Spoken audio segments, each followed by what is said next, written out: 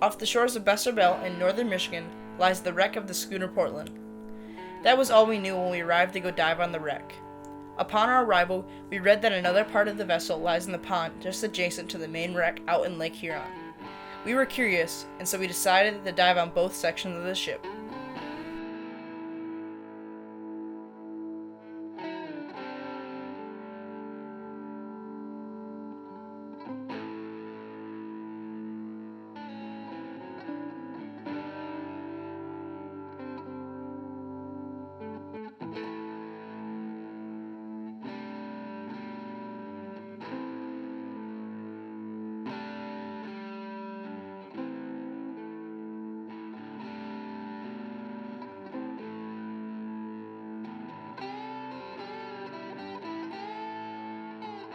After diving the section in the lake, we were cold, but we still had to check out the wreckage in the pond.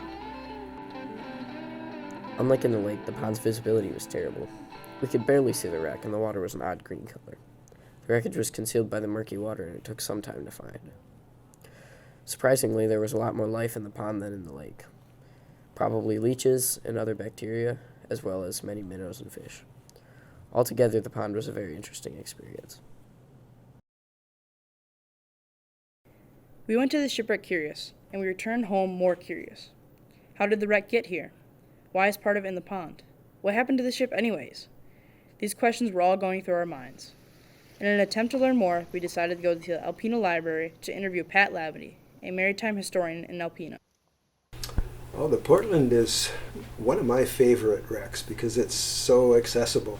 And it's such a great example of a class of vessels that was very successful, very numerous on the Great Lakes from 1845 until about 1870.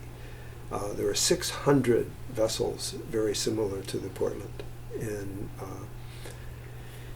its condition has changed a bit in the last few years, but it's still one of the best kept wrecks around here and one of the most accessible.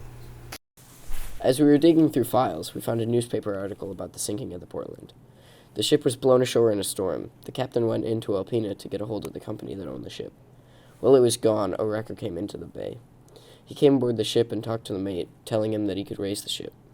The mate didn't want to make any decisions without the captain, so he decided to wait. The wrecker made one final offer. He would raise the ship for free, thinking that the company would pay him later. The mate refused. Soon after, another storm blew in and ripped the ship apart.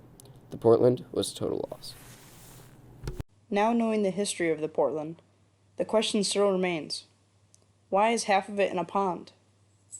With research, we found the answer. So we have just a beach. So the wind's never going to hit it at a direct angle. Here it's going to come from about there. This is the surf zone where the waves are going to hit. This rocking and back and forth motion produces longshore transport, which is the movement of erosion down the beach. But there's a problem. Dynamic equilibrium, which is the sand from one area moves to the next and the beach never actually changes. Only when you have an obstruction such as rocks, or in our case a pond, do you get some deposition of sediment.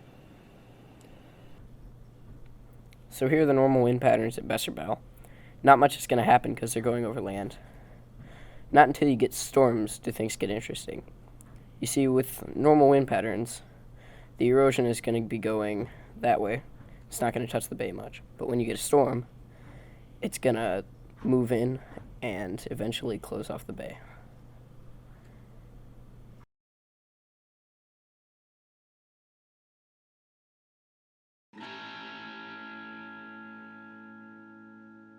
This is the story of the Portland, from the wrecking of the ship to the science behind it. We finally solved the mystery of the ship. It's not groundbreaking, but it's an achievement we're proud of. This is what the Great Lakes truly are. The Great Lakes aren't something that can easily be explained. They are powerful and ever-changing. But more than that, they're still a mystery and always will be.